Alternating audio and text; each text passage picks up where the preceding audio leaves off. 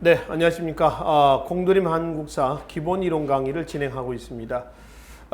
지금 현재 일제하에서 전개되고 있었던 독립운동의 전개 과정을 지금 정리하고 있는데요. 지난 시간에 저희가 1910년대의 항일운동에서 대한민국 임시정부의 활동까지 살펴봤습니다. 자, 이 시간에는 646조 1920년대 항일운동 이후 부분을 살펴보기로 하겠습니다. 지난 시간에 말씀드린 대로 1910년과 20년대는 국내와 국외에서의 항일운동을 정리하시라고 그랬죠. 그래서 일단 20년대는 마찬가지 국내와 국외로 나눠서 살펴보기로 하겠습니다. 먼저 국내에서의 무장 항일 투쟁부터 보기로 하겠습니다. 20년대입니다. 두 번째 보시면 국내에서도 독립군 부대가 결성에 대해서 만주의 독립군과 긴밀한 연락을 취하면서 밑줄력 끊어질래요? 일제 식민 통치 기관의 파괴, 그리고 일본 군경과의 교전, 세 번째 친일파 처단, 네 번째 군자금 모금 등 항일 투쟁을 전개했다. 자, 이게 뭐냐면은 20년대 국내에서의 항일운동 단체들이 있습니다. 밑에 나와 있는 보합단, 평안북도 동암산이죠. 또 평안북도 천마산에서의 천마산대, 황해도 구월산에서의 구월산대. 이 단체는 국내에서 조직됐던 단체예요. 근데 국내에서만 활동하는 게 아니고요. 국외에서도 활동하기도 하고요. 압록강, 두만강 건너편의 만주 쪽에서 또는 그쪽에서 활동했던 독립군하고 연합해서 작전을 전개하기도 했었다는 겁니다. 즉 독자적인 활동이 아니다라고 하는 겁니다. 그래서 그 위에 있는 만주의 독립군과 긴밀한 연락을 취하면서 활동하고 있었다라고 하는 것이죠. 아시겠죠? 다음에 두 번째 보시면은 개별적인 무장투쟁이 있습니다. 개별적인 무장투쟁 그러면 대표적인 의열단하고요. 그다음에 우측에 노인단, 흑도회, 또 양근한 활동, 다물단, 조명아, 백정기, 또 뒤에 나오시면은 한인애국단 이런 단체, 또 개별적인 개인적인 활동들도 있다는 얘기죠. 그 중에 꼭 기억을 하셔야 될 부분은 의열단하고 한인애국단은 반드시 기억을 해 두십시오. 의열단부터 봅시다. 정의와 맹렬의 약자입니다. 정의와 맹렬에서 의열 그렇죠. 1919년 만주에서 조직됐습니다. 만주 길림성입니다. 동간도 쪽이죠. 그러니까 두만강 건너편이에요. 김원봉을 중심으로 하고 있습니다. 특히 의열단 선언문에서 밑에 셋째 줄 민중의 직접적인 폭력혁명을 강조했었다라고 하는 것이죠. 그래서 이 조선혁명 선언문의 내용이 우측에 사료에 나와 있습니다. 자주 출제되는 사료입니다. 이 사료를 제시하고 이 사료에 의거하여 활동했던 단체에서 의열단 또는 이런 문제가 있었고요. 기출문제예요. 이 사료를 제시하고 이러한 방향에 입각해서 활동했던 독립운동가에서 의열단 단원을 얘기하시면 되겠죠. 우측에 누구예요? 김익상, 조선총독부 투탄입니다. 폭탄 투척이죠. 그 다음에 오성윤, 김익상, 이종암, 또 김상옥의 대표인 종로경찰서 투탄이 있고요. 김기섭, 일본 동경 궁성 투탄, 나석주, 동양척식 주식회사 폭탄 투척입니다. 그래서 이 단체, 즉 의열단의 단원들의 활동을 잘 매치시켜 놓으시고 더불어 조선혁명 선언문도 반드시 인지를 하시라는 얘기입니다. 기억하실 필요는 없습니다. 애워야 할 필요는 없지만은 대략 이 지문이 나오면은 이거 조선혁명 선언이다, 의열단이다. 그리고 김익상, 김상호 이런 사람들 같이 묶어서 보시라는 얘기입니다. 자, 그다음에 노인단이 있습니다. 이 노인단은 65세의 강우규가 조직이 됐습니다. 그래서 제3대 총독 사이토 마코토에게 폭탄을 던졌던 사람이에요. 1대 총독이 누구냐면 테라우치 마사다케 테라우치, 2대 총독이 하세가와입니다. 하세가와하고 3대 총독이 사이토 마코토란 말이에요. 1대 총독 하세가와 총독이 3.1운동의 책임을 지금 물러가죠. 그리고 3대 총독 얘가 들어와서 소위 무단 통치를 문화 통치로 만들었던 사람이죠. 그 총독이 기차를 타고 부산에서 서울역에 내렸을 때 폭탄을 던진 사람이에요. 노인단 누구죠? 강욱입니다. 그 다음에 제1 조선인 사회주의 단체가 하나 있죠. 흑도회가 있습니다. 흑도회. 그래서 나중에 이제 흑도라는 기관지를 발행을 했고요. 나중에 흑우회와 북성회로 나눠집니다. 흑우회 무정부주의 단체고요. 아나키스트, 그다음에 북성에는 사회주의 단체로 이제 분열이 되고 있는 거죠. 그다음에 양근한 활동이 있습니다. 일본 도쿄에서 친일파 민원식을 죽인 양근한. 그다음에 25년에 다물단이 있습니다.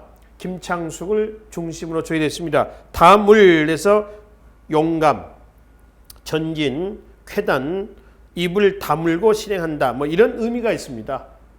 다물이란 뜻이죠. 그래서 25년 김창숙을 중심으로 했었던 다물단의 활동. 그리고 조병암, 타이완, 대만에서 일본 국왕의 장인을 죽인 타이중 의거, 대만 의거를 주례했던 조명암. 33년에 백정기, 아나키스트죠. 자, 이 백정기는 상하이에서 활동하다가 상하이 주중 일본 공사를 죽이려다가 실패했었죠. 이 백정기의 유해는 어디냐면은 용산 효창공원에 있습니다. 한번 말씀드렸었죠. 용산 효창공원에 삼의사묘를 얘기합니다. 맨 왼쪽에 안중근의 가묘가 있고요. 그 다음에 이봉창, 윤봉길, 그 다음에 백정기 무덤이 거기에 묘소가 자리 잡고 있습니다. 자, 그 다음에 이제 한인 애국단이 있죠. 31년 대한민국 임시정부 산하단체라고 있습니다. 32년 1월에 이봉창 의거가 있고요. 이 이봉창 의거를 중국 국민당 기관지 국민일보에 이렇게 기록이 되었네요. 한국인 이봉창이 일본왕을 저격하였으나 불행히도 명중시키지 못하고 뒤따르던 마차 폭파에만 그쳤다. 일황 불행 부중이다 라고 하는 거죠. 그러니까 일본이 어떻게 했어요? 기분이 안 좋죠. 어디를 해서 상하이를 침략합니다. 상하이 사변입니다. 일본이 이겼습니다. 승전 축하와 일본 국왕의 생일 축하연을 상하이 홍구공원에서 열렸어요. 그게 이제 32년 4월입니다. 이때 거기 폭탄을 던졌던 누가 나오죠? 바로 밑에 윤봉길입니다. 그러니까 이봉창 의거의 결과가 윤봉길 의거의 원이 되는 거죠. 인과관계를 보시면 됩니다. 이때 윤봉길 의거를 놓고 중국의 장개석이가 높이 평가를 했습니다. 중국의 100만 군대가 하지 못한 일을 한국의 청년 하나가 했다. 높이 평가를 해주는 거죠. 그래서 훗날 1940년 충칭에서 한국광복군이 탄생하는데 중국 국민당 정부가 적극 지원을 해주는 그런 계기가 됐다라고 하는 것이죠. 자, 그래서 이제 한인 애국단까지는 1920년대에 국내와 국외에서의 개별적인 무장운동 단체대 활동이 있었습니다. 그리고 이제 1920년대 국외에서 주로 나타나겠죠. 무장 독립전쟁이 나옵니다. 이 무장 독립전쟁은 사건의 전개 순서대로 기억을 좀 해주십시오. 자, 먼저 봉오동 전투부터 보기로 하겠습니다. 대체로 보면은 1910년하고 20년대 독립운동의 방향이 좀 바뀌어요. 우리가 이제 크게 그림을 그렇게 보면 1910년대는 조금 온건적인 방법입니다. 20년대는 좀 적극적인 방법입니다. 왜 그렇게 바뀌었냐 그러면 중간에 3.1운동을 계기로 한다. 즉 말로 해서는 안 되겠다라고 하는 그런 필요성이 대두가 된 거죠. 그래서 3.1운동을 계기로 해서 온건적인 방법에서 좀 적극적인 폭력적인 전쟁의 형태로서 진행이 되고 있었다라고 하는 것이죠. 자, 20년 6월에 봉오동 전투의 주축 부대 좀 보겠습니다. 홍범도의 대한독립군, 그 다음에 최진동의 군무도독부군, 안무의 국민의 군이었죠. 일본군 1개 대대 병력을 격파했습니다. 봉오동에서. 위치는 우측에 지도가 있거든요. 20년대. 봉오동 두만강 바로 위쪽이죠. 백두산 위쪽에 청산리가 있습니다. 승리했죠.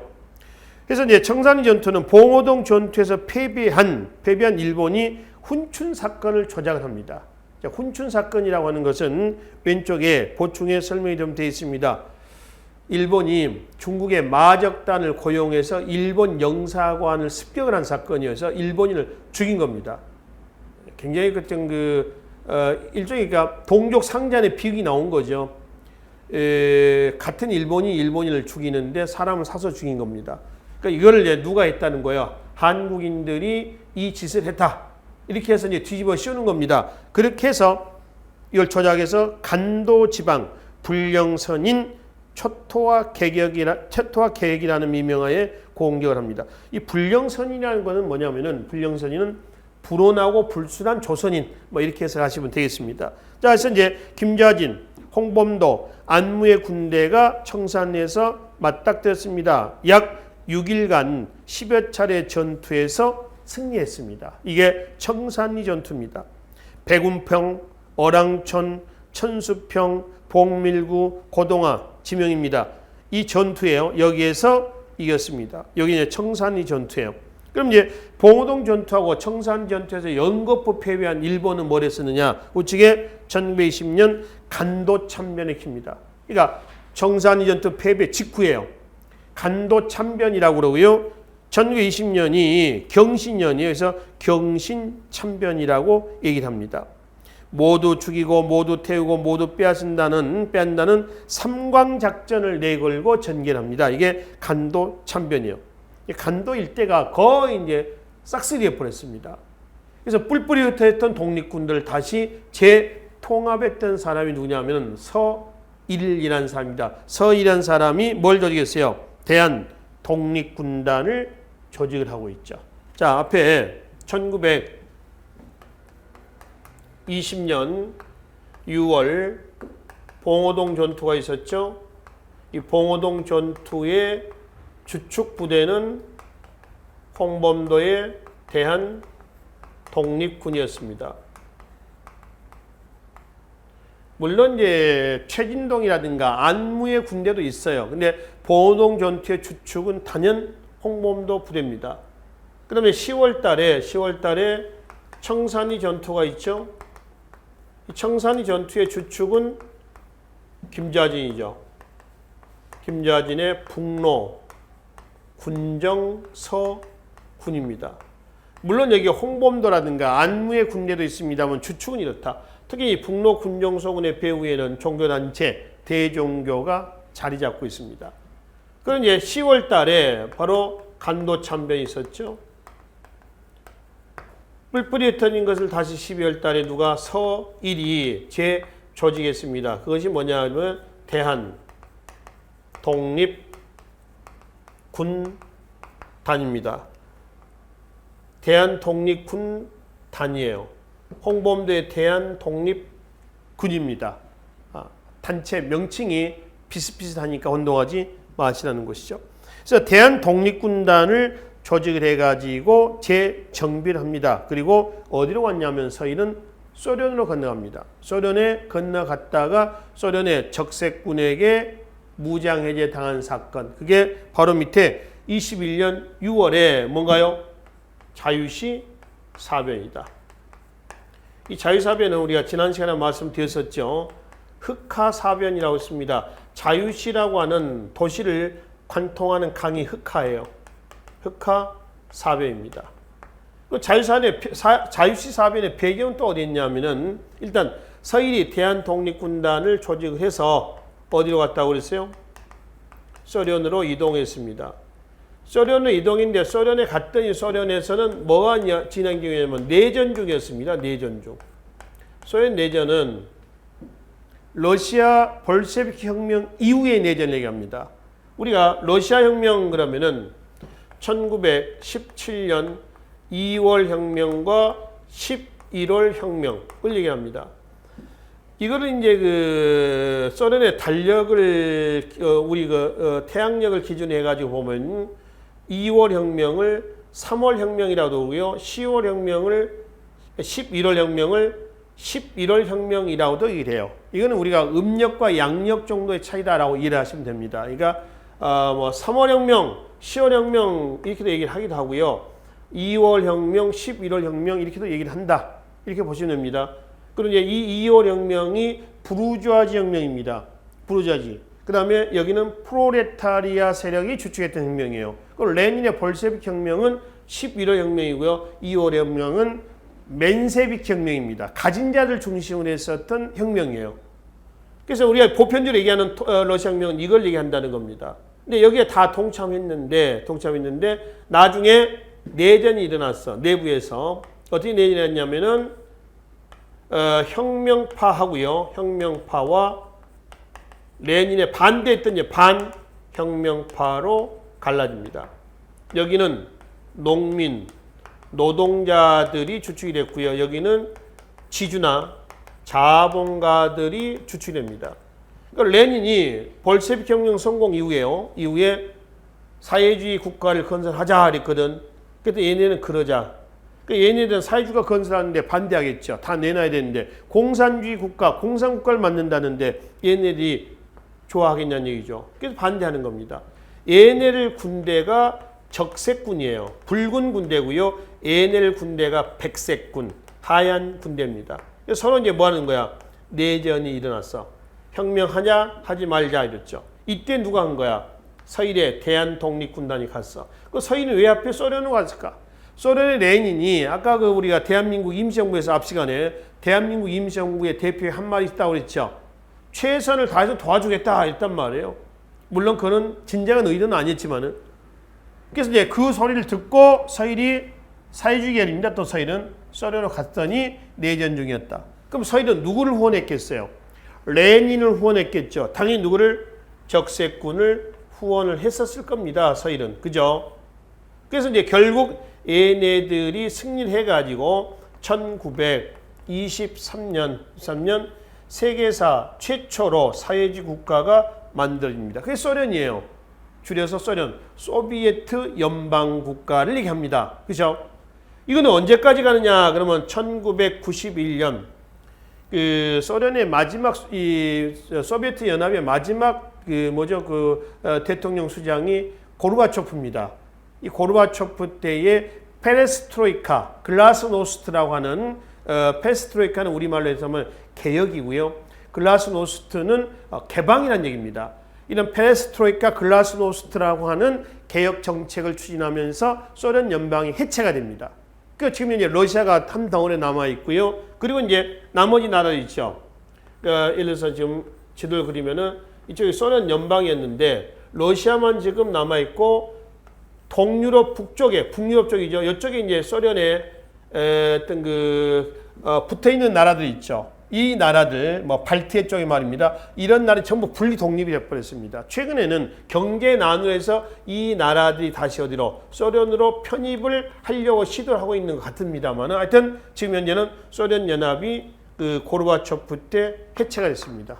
그래서 이제 러시아 이후로는 러시아로 넘어가는 거죠. 이 관계입니다. 자, 그러면 서일이 사회주의 혁명에 일정한 영향을 줬다 이겁니다. 그러면 이제 소련이 적색군이 누구를 서일의 군대를 도와줄 차례죠. 일해줬으니까 품앗이를 받아야 될 거 아닙니까? 근데 품앗이를 받아야 할 그런 시점에서 서일의 대한독립군단과 그 다음에 고려공산당이 있었죠. 고려공산당 이르크츠크파 고려공산당과 상해파 고려공산당 간에 주도권 싸움이 있었습니다. 그 주도권 싸움이 있었을 때 적색군이 얘네들을 전부 다 무장해제시킨 사건이에요. 그걸 우리는 뭘 한다? 21년에 자유시 사변 또는 흑하 사변이 한다라고 하는 거죠. 이 소련의 스보보드니 우리말로 해석하면 자유로운 뭐 이런 뜻이라고 그랬습니다. 원래 알렉세프스크라고 하는 도시인데 볼셰비키 혁명 이후에 도시 이름이 바뀝니다. 스보보드니로. 그래서 이게 스보보드니 이른바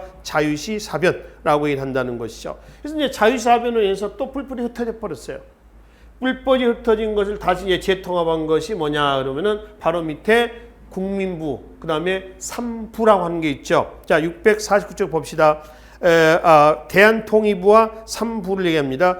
1922년에 대한통일부, 그 다음에 1923년에 참의부, 24년에 정의부, 25년에 신민부. 이게 이제 자유사변 이후에 다시 재통합이 된 단체다라고 이제 보시면 되겠습니다. 자, 보겠습니다. 대한통의부 22년입니다. 그 다음에 삼부입니다. 삼부. 삼부는 육군주만 참의부 23년이죠. 그 다음에 정의부 1924년이죠. 그 다음에 신민부 1925년입니다. 그러니까 요거는 뭐냐면은 바로 1921년 뭐요? 자유시 사변 이후에 뿔뿔이 흩어졌던 것이 다시 재통합이 된 거다라고 보시면 됩니다. 흩어진 것이 통합이 됐어요. 그러니까 이거를 다시 묵자라고 하는 일종의 민족 유일당 운동이 전개가 되는 거죠. 이 민족유일당 운동의 전개 결과 하나로 묶어져야 되는데 사실은 이념 문제로 두 개로 양분됩니다. 즉 민족주의는 민족주의 계열, 그다음에 사회주의는 사회주의 계열 이렇게 해서 분리 통합이 되죠. 이 민족주의 계열이 바로 혁신의회죠. 혁신의회. 1928년 혁신의회. 이 혁신의회는 1929년에 한족 총연합회로 명칭을 바꿉니다. 그 다음에 사회주의 계열은 1929년에 국민부로 통합이 됐어요. 국민부. 이렇죠. 이게 20년대 때 봉오동 전투에서요.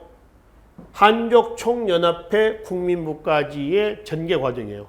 일단 이거를 순서대로 기억을 하실까. 그리고 그 전투 지점에 가장 주축 부대가 누군가 이걸 좀 기억을 좀 하시면 되겠습니다. 아셨죠? 그런 이 한족 총연합회는 나중에 뭘로 가냐면은 1930년대 항일운동 한중연합작전이라고 그랬죠. 그래서 30년대 때 한중연합작전 때 한족 총연합회가 한국 독립당으로 갑니다. 한국 독립당의 군사적 기반이 지청천을 중심으로 했던 한국 독립군이에요. 자, 사회주의 계열의 국민부는 30년대 때 조선혁명당으로 넘어갑니다. 조선혁명당의 군사적 기반이 양세봉을 중심으로 했던 뭐다? 조선혁명군입니다. 양세봉을 중심했던 조선혁명군이다. 이 한국독립당은 다시 중국군이 나오겠죠. 중국도 이제 민족주의, 사회주의 나눠지거든요. 공산당, 국민당 해가지고 중국 국민당 군사적 기반 중국 호로군이라고 그래. 호로군. 그 다음에 사회주의 계열은 중국 공산당이죠. 중국 공산당의 중국 의용군이 나옵니다. 이렇게 해서 30년대 때는 어떻게 나오냐면은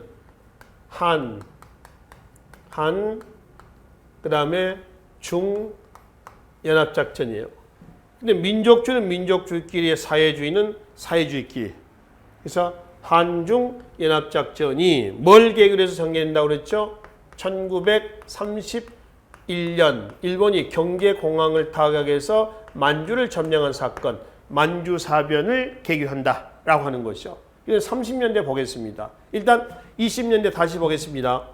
자유시 사변 이후에 뿔뿔이 흩어있던 걸 다시 재조직, 정비한 것이 대한통일부와 참의부, 정의부, 신민부의 3부다라고 하는 겁니다. 그래서 교재 649쪽 보겠습니다. 자유시 사변 이후 대한통일부를 좀 보겠습니다. 와해된 독립군은 다시 만주로 이동해서 각 단체 통합운동을 추진한 결과 남만주의 대한통일부가 성립이 됐다라고 하는 것이죠. 그렇죠? 대한통일부. 그 다음에 바로 밑에 보겠습니다. 3부, 참의부, 정의부, 신민부인데 우선 지도 좀 잠깐 봅시다. 참의부, 정의부, 신민부. 위치를 좀 눈에 좀 익혀놓으십시오.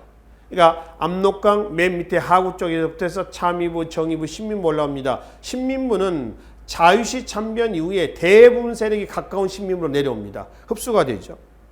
그래서 압록강 유역에 설립된 참의부입니다. 자, 23년에 대한민국 임시정부의 직할부대, 이게 참의부, 참의부를 다른 말로 육군 주만 참의부라고도 얘기를 합니다. 주만은 만주에 있는 이런 뜻이에요. 육군인데 만주에 있는 이런 뜻이고요. 정의부 보겠습니다. 정의부는 저기 이제 그 유화 위쪽이죠. 지도에서 보면은 뭐 장춘이 있고요. 길림성과 봉천성 일대 남만주의 오동진, 지청천을 중심으로 참의부에 가담하지 않는 단체들이 중심됩니다. 마지막 신민부 북만주 쪽이죠. 위쪽이죠. 지도에서 보면은 자유시 참변 이후에 소련 영토에서 되돌아온 독립군을 중심으로 조직이 됩니다. 그러니까 지리적으로 자유시 쪽에서 내려와 가지고 조직됐던 단체예요. 이걸 3부라고 합니다. 이거는 3부는요. 하나의 작은 정부예요. 입법, 각각 참의부, 정의부, 신민부에서 각각 입법, 사법, 군사 이러한 기관도 갖추고 있었습니다. 자치정부다라고 이제 생각하시면 되겠습니다. 뒤로 하겠습니다.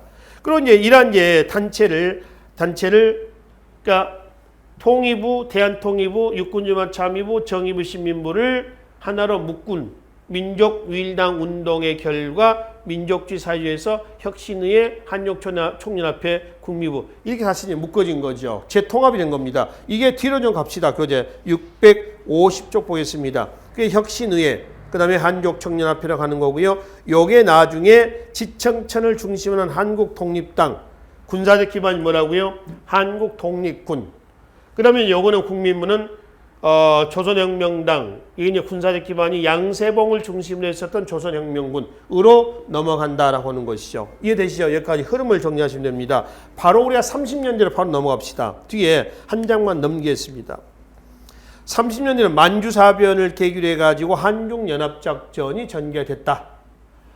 일본이 경제공항을 타격해서 만주를 점령한 사건이 만주사변이다 라고 말씀을 드렸죠. 그렇죠? 그리고 이제 이걸 계기로 해서 한국 독립군 더하기 중국 호로군. 아까 말씀드렸습니다. 중국 국민당에 그 다음에 사회주의계는 조선혁명군대 중국 의용군입니다. 자, 거기 위치 좀 보겠습니다. 민족주의 계열의 쌍성보 전투, 대전자령, 사도하자, 동경성. 그래서 여기서 일본과 만주 연합 부대를 격퇴했고요. 밑에 사회주의 계열 봅시다. 흥경성, 영릉가, 신빙성, 통화, 지명입니다. 여기에서 역시 일본군을 격퇴했습니다. 이게 한중연합작전의 결과물이죠. 왼쪽에 지도 좀 봐봐요. 쌍성보 전투 같은 경우는 2018년에 출제가 됐던 문제이기도 합니다. 그러니까 쌍성보 전투에 대한 사건의 내용을 사료로 제시하고요. 이 시기 때, 그러니까 1930년대 한중연합작전입니다. 이 시기 때에 문제가 출제가 된 적이 있었어요. 보십시오.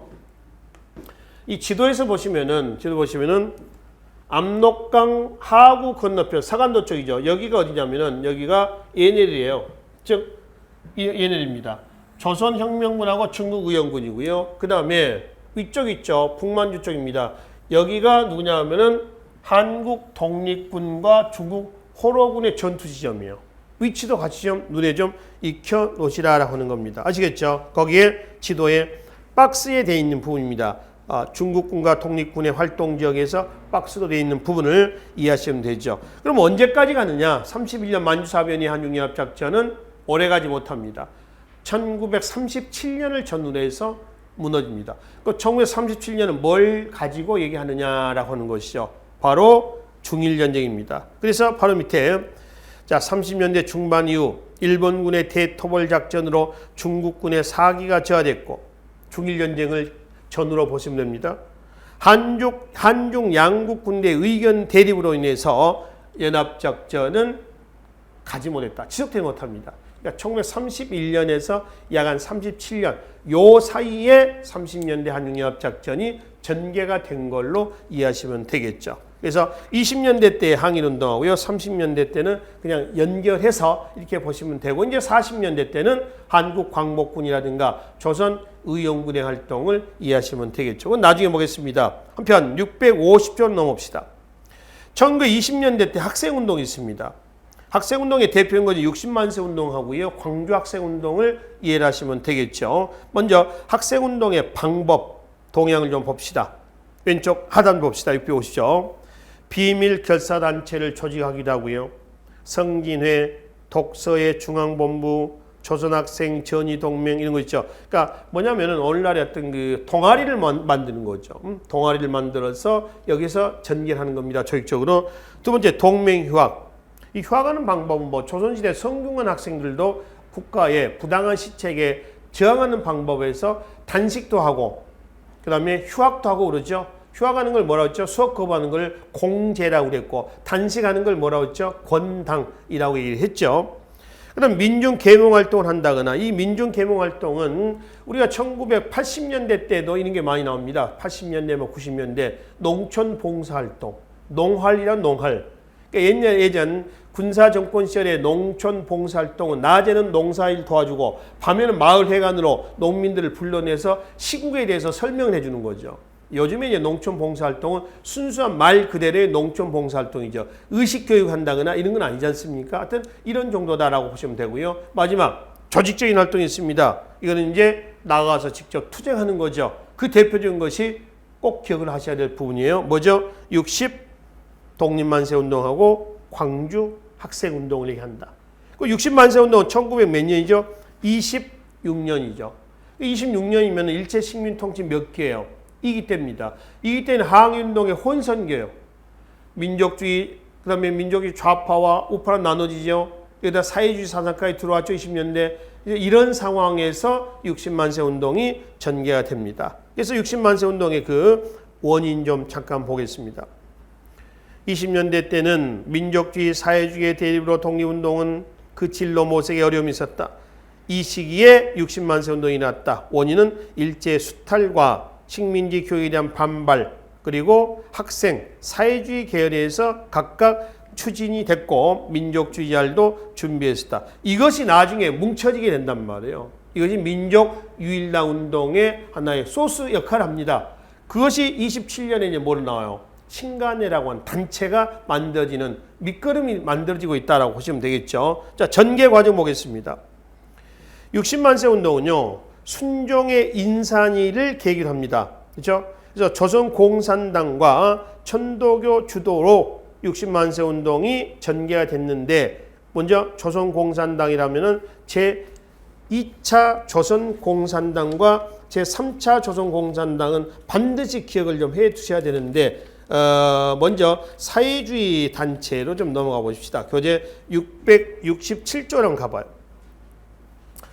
맨 위에 보시면은 조선공산당이 몇 차까지 4차까지 나와 있습니다.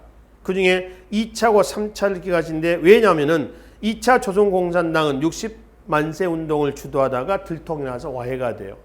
그 다시 이제 재조직된 것이 제3차입니다. 3차 조선공산당은 정우의 선언을 발표하는데, 이 정우의 선언은 신간의 선언문이 되는 거죠. 그래서 2차와 3차 건 반드시 기억을 좀 해 두시라라고 하는 겁니다. 넘어오십시다. 그럼 651쪽에 조선공산당과 천도교를 중심으로 했었던 60만세 운동은 들통이 나서 해체가 됐다는데, 이 조선공산당이 몇 차 공산당이라고 했어요? 제2차 조선공산당을 얘기한다는 것이요. 그러면 이제 60만세 운동 그러면 전개가 안 된 거냐? 됐다. 이어서 봅시다. 그러나 조선학생과학연구회, 밑줄 연구하나요? 이거는 조선학생과학연구회는 사회과학을 연구하기 위한 학생들 모임이에요. 역시 동아리 단체입니다. 근데 2차 조선공산당하고 천도교를 중심으로 했던 60만세 운동이 들통이 나서 실패하자 얘네들 중심으로 해가지고 순종의 인산일 때, 순종도 독살당했잖아요. 그래서 장래일 때 거국적으로 들고 일어났습니다. 이게 60만세 운동입니다. 우측에 경문전 보겠습니다. 조선민중아 우리의 철천지 원수는 자본주의 제국주의 일본이다. 2천만 동포야 죽음을 각오하고 싸우자. 만세 만세 조선 독립만세였죠. 둘째 줄 밑줄. 우리의 철천지 원수는 누구라고 했어요? 자본주의하고 누구라고 했니? 제국주의라고 그랬죠. 당연히 제국주의 일본은 타도 대상입니다. 그렇죠? 근데 60만세 운동에는 왜 자본주의도 타도 대상이 됐느냐라고 하는 거죠. 원래 60만세 운동은 누가 주도했다고 그랬습니까? 천도교하고요. 제2차 사회주의 계열의 조선공산당입니다. 그러나 제2차 조선공산당이 와해가 되고 조선 학생 사회과학연구를 목적으로 했던 조선학생과학연구회, 이 조선학생과학연구회를 중심으로 전개했다고 그랬죠. 은연중에 60만세 운동은 은연중에 사회주의 사상이 내재되어 있습니다. 스며 녹아든 거예요. 그래서 60만세 운동에서는 제국주의 일본뿐만 아니라 누구도 자본주의도 타도 대상이 됐다는 겁니다. 자본주의도. 아시겠죠? 그래서 경문 내용과 같이 정리하시고, 그래서 이제 각급 학교로 확산됐는데 역시 60만세 운동도 가시적인 측면에서는 실패입니다. 근데 장기적인 측면에서는 성공한 게임이었습니다. 여기에 각계 각층들이 여기에 동참을 함으로 인해서 신간의 성립에도 영향을 줬다. 즉 20년대 아까 맨 위에 우리 읽었던 내용입니다. 20년대 때에 민족주의, 사회주의 그 대립의 독립운동의 혼선을 하나로 묶어줄 수 있는, 품어줄 수 있는 하나의 계기가 됐다라고 하는 거죠. 그래서 이제 이 60만세 운동이 일어나고 그 다음에 1926년에 10월 달에 정우의 선언이 납니다. 그 정우의 선언은 제3차 조선공산당이 주도한다고 그랬죠. 그거에 의해서 27년에 뭐가 나온다? 신간회가 조직했다라고 하는 것이죠. 아셨죠?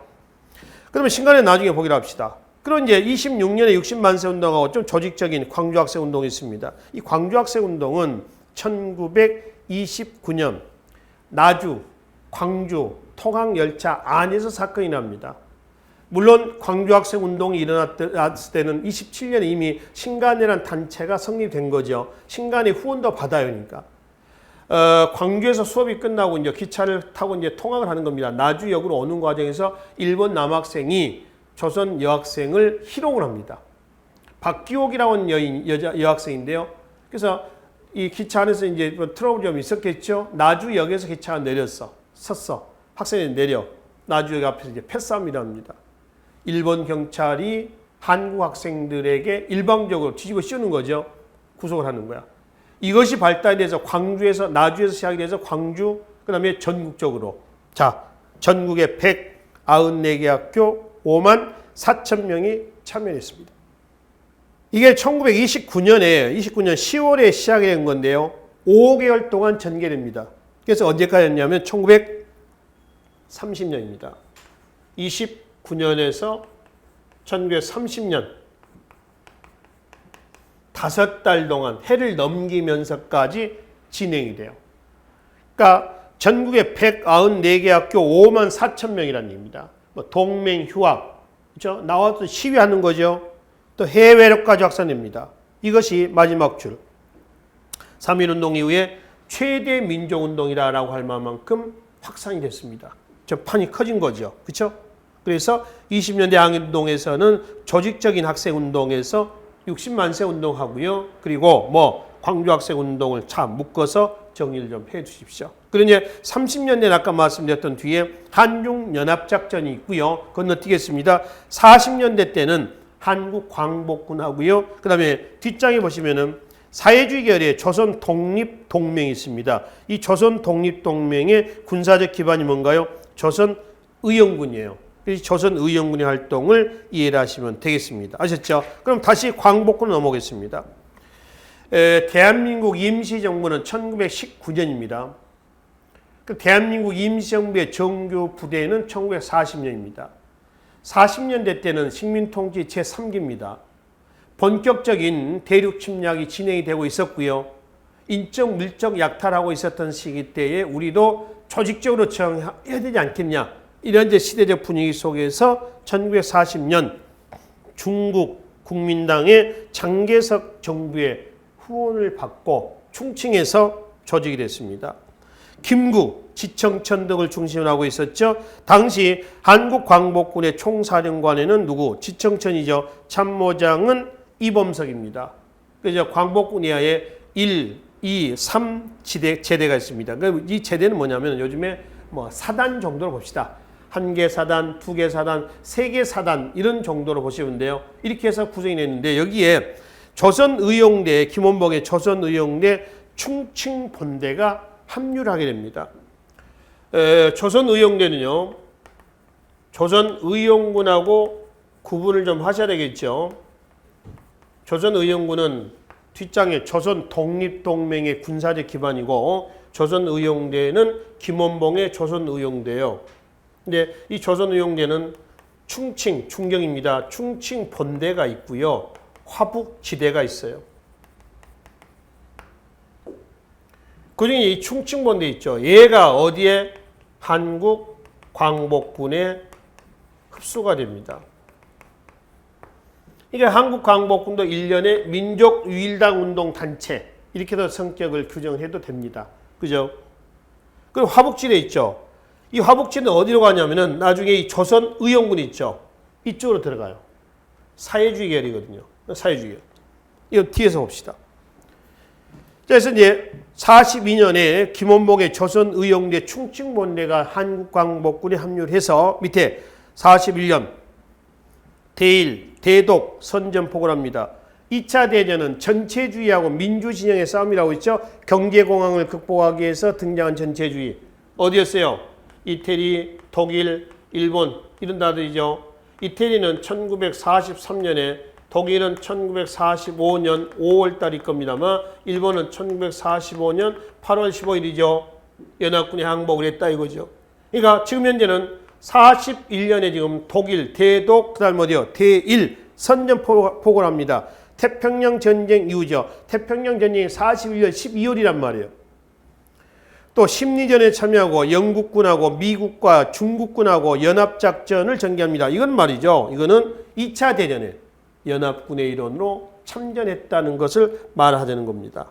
그럼 밑에 대일 선전 포고문이 있습니다. 이것도 기출문제입니다. 이 자료를 제시하고 이 사건과 어떤 자료 사이에 있었던 일은 해서 출제했던 문제거든요. 이게 41년에 대일 선전 포고문이다 라고 이제 기억을 좀 해두시면 되겠습니다. 한편 뒤에 보겠습니다. 뒤에 대한민국 임시정부의 정규군 한국광복군은 예하에 특수부대 하나 만들었어요. 국내 정진군이라고 해서 특수군을 만들어 가지고요. 여기에 총사령관 지청천, 지대장 이범석, 그리고 이제 미국의 지금 CIA 전신 OSS 전략정보처입니다. 협력해서 직접 우리가 조국 광복을 달성하기 위해서 직접 가서 일본을 몰아내겠다라고 하는 국내 진공작전을 준비를 합니다. 근데 수포로 돌아갔습니다. 왜 수포로 돌아갔냐면은 1945년 8월 29일 날 작전 개시를 하려고 했어요. 근데 일본이 8월 15일 날 광복이 됐어. 항복을 한 거죠. 한 15일 전에 항복을 해버렸어요. 그러니까 이날 하려고 했는데 이날 일본이 항복하면서 이거는 실패한 거 아닙니다. 수포로 돌아갔다라고 하는 것이죠. 근데 왜 8월 29일이냐? 빼앗긴 날이 언제야? 1910년 8월 29일이야. 그래서 빼앗긴 날 되찾자라고 하는 그런 상징적인 의미가 있었겠죠. 근데 8월 15일 날 수포로 돌아갔다. 항복하면서 일본이. 근데 일본이 우리한테 항복했어요? 연합군한테 항복했어요? 연합군한테 항복한 거죠. 이게 김구가 안타까워했던 부분이기도 합니다. 밑에 사료 좀 보겠습니다. 백범일지에 나와 있는 거죠. 이 국내 진공작전 수포에 따른 김구의 생각 현해였습니다. 외적이 항복한다 했다. 아, 외적이 항복. 이거는 기쁜 일 아니에요. 사실은 일본이 항복했다니까. 근데 이거는 내게 기쁜 소식이라기보다는 하늘이 무너지는 듯한 일이었다. 천신만고 끝에 수년 동안 애를 써서 참전할 준비를 한 것도 다 허사이다 했죠. 미출진보는 뭘 얘기를 해요? 국내 진공작전을 얘기한다는 겁니다. 아셨죠? 그래서 좌절이 됐습니다. 이 국내 진공작전하고요. 1908년에 의병연합군의 13도 창의군 나왔죠. 서울 진공작전은 역시 구분을 하셔야 됩니다. 이인영, 허위 기억나시죠? 이거는 지청천, 그 다음에 이범석의 국내 진공작전이었습니다. 한편 1940년대 한국광복군이 활동하고 있었을 때에 사회주의 계열에서는 1942년에 조선 독립동맹이 있죠. 조선 독립동맹의 군사적 기반 뭐죠? 조선 의영군 활동했습니다. 여기서 조선 독립동맹은 그거 봅시다. 둘째 줄 화북 조선 청년연합회, 그 다음에 조선 의용대, 그 다음에 민족혁명당입니다. 이 세 단체가 묶어져서 40년에 뭐가 만들어지죠? 조선 독립동맹이 만들어집니다. 아셨죠? 여기 이제 군사 기반이 조선 의용군이에요. 여기서 그러면 김원봉 휘하의 조선 의용대는 누구냐? 이렇죠. 이거예요. 조선 의용대 중에서 충칭본대는 어디로 가? 한국광복군으로 들어갔고 40년에 조선 의용대의 화북지대가 어디로? 조선 의용군에 들어갑니다. 아시겠죠? 화북지대. 들어갔던 얘네들이 바로 밑에 한번 봅시다. 중국에서 한중 중국군하고 연합해가지고 중국 공산당의 팔로군이 있습니다. 팔로군과 연합해서 항일전에서 승리를 거뒀습니다. 그 중에 광복 이후에 조선의용군입니다. 광복 이후에 얘네들이 북한으로 들어갑니다. 그래서 북한에서 조선신민당을 결성을 해요. 이 조선신민당으로 이름을 바꾸고요. 뭐가? 바로 조선독립동맹이. 그해 8월 북조선 공산당 김일성입니다. 김일성이 북조선 공산당과 합당해서 조선노동당을 창당합니다. 북한 정권의 모태죠. 근데 얘네들을 우리는 연안파라 하는데 얘네들이 56년 소위 8월 종파 사건에 연루돼서 숙청당합니다. 그래서 김일성의 1인 독재 체제로 넘어가게 되는 거죠. 그래서 종파라고 하는 뜻은 왼쪽에 8월 종파 사건에서 설명이 좀 되어 있습니다. 북한에서 사회주의적 가치를 따르지 않는 세력을 비난조로 이르는 말을 종파라고 그래요. 그러니까 8월 달에 얘네들이 숙청이 돼요. 8월 종파 사건이라는데 그 내용은 왼쪽의 자료에서 좀 여러분들이 읽어보시면 되겠습니다. 그래서 1920년대 이 시간에 30년대, 40년대까지의 항일운동의 동향을 여기까지 마무리 좀 하고요. 마지막 일제강점기 때 일어났던 문화 통치와 식민지 문화 정치죠. 그리고 사회주의 사상이 들어와서 나타난 20년대 이후에 조선 사회, 우리나라 사회의 모습을 다음 시간에 정리하도록 하겠습니다. 수고하셨습니다.